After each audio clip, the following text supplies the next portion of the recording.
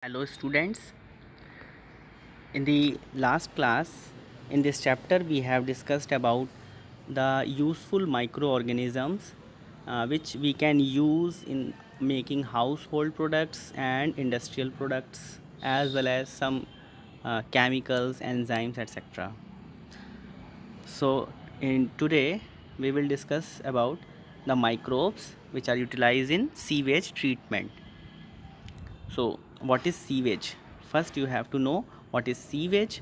The large quantities of the wastewater which are generated every day in cities and towns. Sewage means the municipal waste which are coming from your houses, school buildings, industries, not in industries. The industrial waste is known as effluent, which is which contains some specific type of contamination, but sewage contain the household and the the places where general peoples are residing. Okay, the so that waste water is known as sewage. A major component of this waste is human excreta. This municipal waste water is also called sewage.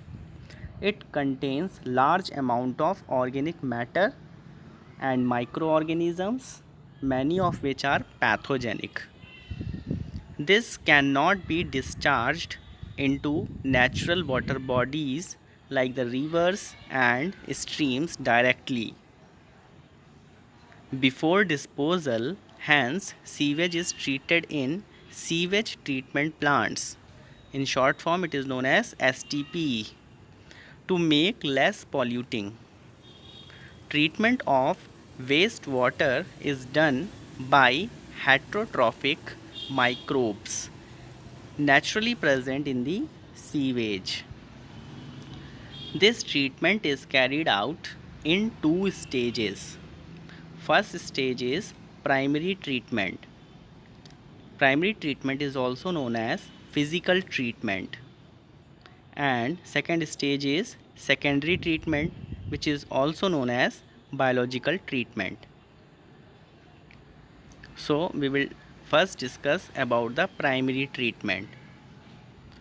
These treatments step basically involve physical removal of the particle, because first or primary treatment is also known as physical treatment because here some physical apparatus are used to separate the contaminations or the particles.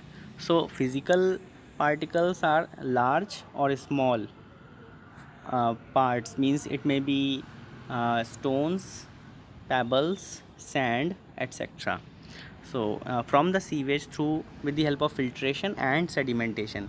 Filtration means filter with the help of a sieve, and sedimentation means settle down. Okay, settle down means there is a tank and water will be stable there for some time. So all the things which are having weight and but dissolve in the water, they will settle down. So the upper part will be the water without any uh, heavy waste, and all the heavy waste will settle down, and they having different names. Okay, we will discuss. These are removed in stages, means filtration and sedimentation are the two steps. Initially, floating debris is removed by sequential filtration, means different size of sieves, different type of filters will be used, and it will separated. First, large size particles will be removed, and middle size, and then finally smaller size particle will be removed. Okay, with the help of some filters. Then the grit means soil and small pebbles are removed by the sedimentation, because soil and small pebbles are keep on moving with the water, because being a very small size, they just dissolving the water. So to remove that, we have to stabilize the water for some time. It will automatically settle down. This process known as sedimentation. All the solids that settle form the primary sludge. All the sediments means the things which are settled down, that are known as primary sludge. And the supernatant, the water which are present on the upper side, it forms the effluent. Okay, the effluent from the primary settling tank is taken for the secondary treatment, because we have to treat the water, so the supernatant part will transfer to the secondary treatment plant. So in this diagram you can see the primary treatment. Here only one filter is showing in the diagram, but there are so many filters are used which are of different size. So most of the particles, uh, uh, larger size, medium size, small size, are removed with this with the help of this filter. After that this water is transferred to the sedimentation tank, where the grit part, means soil and small pebbles, will settle down. Like here it will also settle down here. So in the upper part, this upper part, the water will be there, which contains some different type of microbes and odor, which cannot be separate in this part, in this tank. It So this water is will be treated with the help of secondary treatment. But the particles which are settled down here, they are known as this primary sludge. Okay, these solids are known as primary sludge. Now the secondary treatment or the biological treatment. The primary effluent is passed into the large aeration tank, where it is constantly agitated mechanically and air is pumped into it. Means what the thing will here means the primary effluent. Just suppose this is the primary effluent, here the sedimentation tank, and from this sedimentation tank the effluent is coming here, and this tank is known as aeration tank. This is aeration tank. Aeration means the air will be supplied here continuously.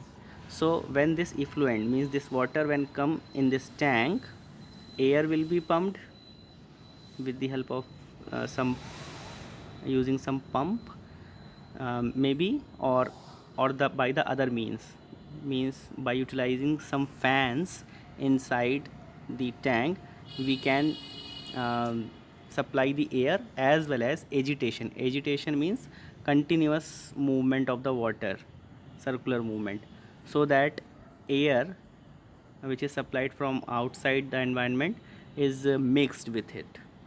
The benefit of supplying air is this whole water will be with oxygen, is supplied with high amount of oxygen, which is very much beneficial for decomposition. Okay, and this allow vigorous growth of useful aerobic microorganisms into flocks. What is flocks? The masses of bacteria means, just suppose this is bacteria.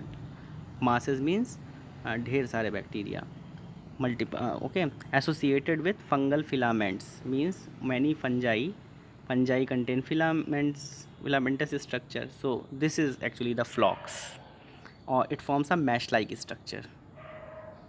Okay, so if in the aeration tank, if this is the aeration tank where air is supplied, okay, and agitation also there, so in this water when we add some flocks, means bacteria, masses of bacteria associated with the fungal filaments, this when we add this flocks, so it forms this mesh like structures. Means we added some bacteria and fungi, some, but when very much in this water there are so many organic materials, because it contains human excreta and different things. So this water contains so many organic substances, and bacteria need organic bacteria and fungi, these two perform degradation or biodegradation. So for the biodegradation, oxygen is also needed. When we supplied oxygen to this tank, then these bacteria will taking the favorable environment, so that it can decompose at very faster rate. So it also increases its number. So it forms the flocks, more flocks, okay, in the tank. While growing, these microbes consume the major part of the organic matter in the effluent. This is our need. We want to minimize the level of organic waste. So this method is very best method, two best method, because these microorganisms consume the major part of the organic matter. This significantly reduces the BOD of the effluent. BOD means biochemical oxygen demand, because what is biochemical oxygen demand? These bacteria which are present in this tank, they are continuously decomposing, and decomposition rate will be high when oxygen will be supplied. If we do not supply the oxygen, then these bacteria will utilize the oxygen which is present already in the water. So the decomposition process will be slow. In this case, these bacteria will need oxygen from the outside. So that much amount of oxygen which is required by these microorganism to decompose the uh, organic waste in the water is actually known as BOD. Means the oxygen which is demanded by bacteria to decompose some amount of organic waste in the water is known as biochemical oxygen demand. So this is the definition. BOD refers to the amount of oxygen that would be consumed if all the organic matter in 1 liter of water were oxidized by bacteria. The sewage water is treated till the BOD is reduced. Okay, this is the requirement. We want totally decomposed uh, organic matter, so that water is cleanest.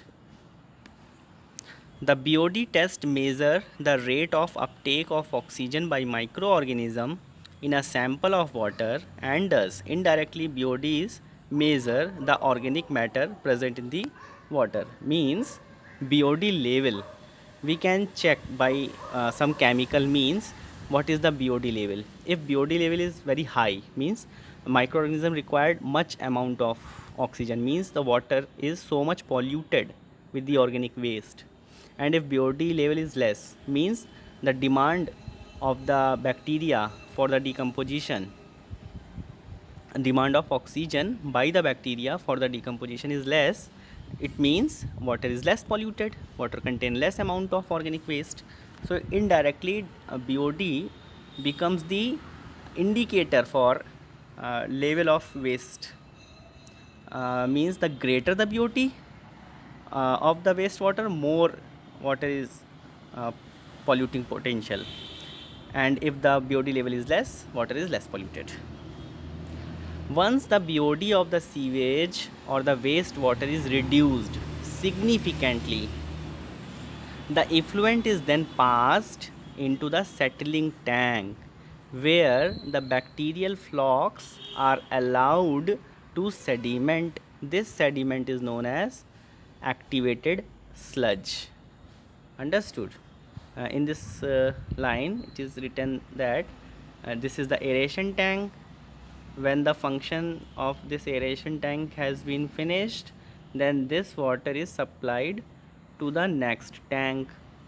Okay, in this tank, when this water is filled, what the process have been finished in this aeration tank, that is decomposition. So after decomposition, many bacteria and fungi will be remain present here. but the decomposition process has finished, then this water is too much um, clean. Okay, so in this water all the flocks part, means the mesh of bacteria and fungi, will be settled down. If in this tank we uh, stable the water for some time, then what will happens, in the supernatant water will be there, and clean water is this, and in the bottom all the flocks, means bacteria and the fungi, will be settled down after some time, because no agitation is here, no organic waste is here, so all the bacteria and fungi will almost going to deactivate. Okay, so this part, this sediment is known as activated sludge, and we can use, because we have to add some bacteria and fungi, so every time we do not need to add from the outside. We have to add only in the first cycle. After that, this activated sludge can be used to add these bacteria and fungi into this tank, aeration tank. Okay, so therefore it is known as activated sludge, because this sediment contain bacteria and fungi, and it is utilized to activate this process. So this is known as activated sludge. Okay,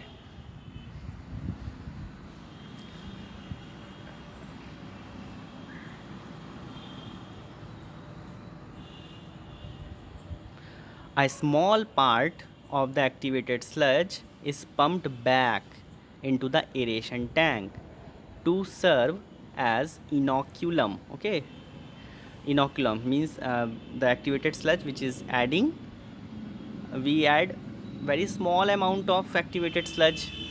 So this addition of a small amount of activated sludge, this is known as inoculum. Okay, the remaining major part of the sludge is pumped into the large tanks called anaerobic sludge digester.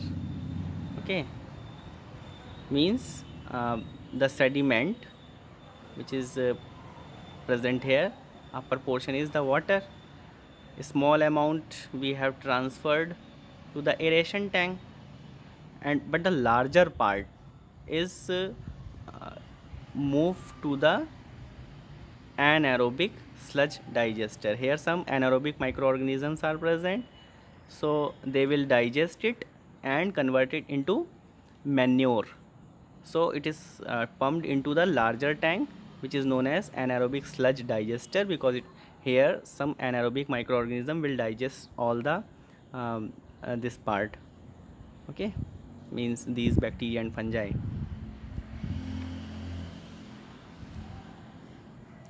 Here other kinds of bacteria which grow anaerobically digest the bacteria and fungi in the sludge. During the digestion, bacteria produce a mixture of gases such as methane, hydrogen sulfide, and carbon dioxide. What is written here means when activated sludge is pumped back, but major part is pumped into this anaerobic digester, then here some anaerobic bacteria are present which digest all the sediments, then what happens after that, mixture of gases will be produced. After this decomposition, mixture of gases will be produced. It will contain methane gas, hydrogen sulfide H2S, and carbon dioxide CO2, and you know these gases collectively known as biogas. So biogas will also produce by this method. These gases forms the biogas and can be used as a source of energy as it is inflammable. The effluent from the secondary treatment plant is generally released into the natural water bodies like the rivers and streams. Okay, the effluent means in the activated sludge digester, uh, we separated all the sediments, and the remaining is actually the water. Okay, and this water is so much clean, too much clean. We can now release all these water into the natural water bodies. Okay, so this is the layout of whole STP plant. Here, this is preliminary stage, then primary stage, and secondary stage. Sometime it required tertiary stage if any specific type of microorganism, specific type of waste are present, then we need tertiary treatment. Okay, so all the sewage which is coming from houses, hospitals, school, colleges, etc., these waste is known as raw sewage. Okay, bar screening means here some screens or some sieves are present which separate the large size of waste. Okay, means stones, sand, etc. Then grit chamber is present where the sedimentation is taking place. After sedimentation, the supernatant, the lower part is known as sediment, which contain the solids, and the upper part is known as supernatant, which contain the wastewater. It will transfer to the primary clarifier. Okay, so this whole process is known as primary treatment according to NCERT. And this uh, primary clarifier means the supernatant. Okay, the supernatant is transferred to the aeration tank, and the lower sediment part is known as primary sludge, which is transferred to the sludge digester. Okay, and the supernatant which is transferred to the aeration tank, mixed with air. Here some bacteria digest the organic waste. After that, sedimentation will taking place.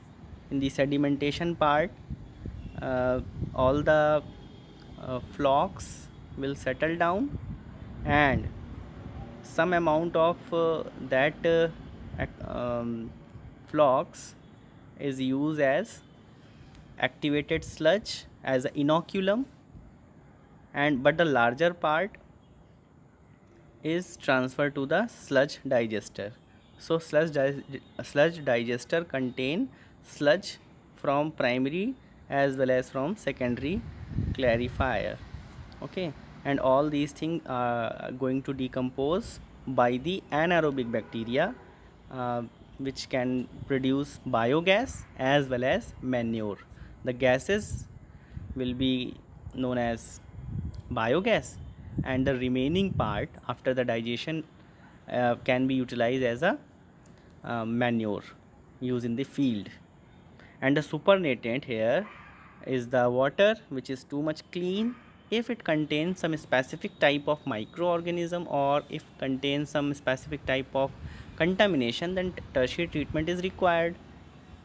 Okay, tertiary treatment actually is required in case of effluents which are coming from industries, maybe dye industry, certain chemical industry.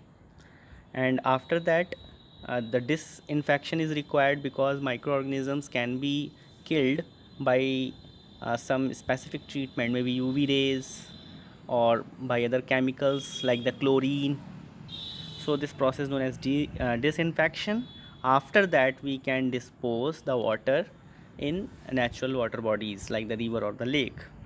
Okay, so this is whole layout of the STP, sewage treatment plant. Now we will discuss the microbes in the production of biogas. The major portion we have discussed already in the STP. Okay, so it is now very easy to understand. Biogas is a mixture of gases containing predominantly methane produced by the microbial activity and which may be used as fuel. Certain bacteria which grow anaerobically on cellulose material produce large amount of methane along with CO2 and H2. Okay, so anaerobic, because we have seen in the sludge digester anaerobic microorganisms were used for production of biogas. So for the biogas production anaerobic microorganisms are utilized. They specifically digest the cellulose material, other materials also, but special is digestion of cellulose and produce the large amount of methane. If they digest the cellulose, then this will produce in higher amount methane along with CO2 and hydrogen, which is the composition of biogas. These bacteria are collectively called methanogens because they are producing the methane gas in large amounts, so they are known as methanogens. And there are various type of methanogens. One of the example is methanobacterium. In spite of this, methanococcus, methanoproteus, etc. are present. These bacteria are commonly found in the anaerobic sludge during the sewage treatment we have seen. These bacteria are also present in the rumen, means the part of stomach of the cattle. A lot of cellulosic material present in the food of cattle is also present in the rumen. In rumen, these bacteria help in the breakdown of cellulose and play an important role in the nutrition of cattle. All the multicellular organisms, including human beings, are not able to digest the cellulose by its own. Thus, the excreta or the dung of the cattle, commonly called gobar, is rich in bacteria. Dung can be used for the generation of biogas, commonly called gobar gas. So the biogas plant is, the biogas plant consists of a concrete tank which is of 10 to 15 feet deep, in which bio wastes are collected and a slurry of dung is fed. A floating cover is placed over the slurry, which keeps on rising as the gas is produced in the tank due to the microbial activity. The biogas plant has an outlet which is connected to a pipe to supply biogas to nearby houses. The spent slurry is removed through another outlet and may be used as fertilizer. Cattle dung is available in large quantities in the rural areas where cattle are used for a variety of purposes. So the biogas plants are more often built in rural areas. The biogas thus produced is used for cooking and lighting. The technology of biogas production was developed in India mainly due to the effort of IARI and KVIC. Very important name you have to remember. The biogas plant in India is set up by IARI and KVIC. The full form are Indian Agricultural Research Institute and Khadi and Village Industries Commission. Okay, so you have to remember these names for the setup of biogas plants in the rural areas. They provide much support to the farmers. Okay.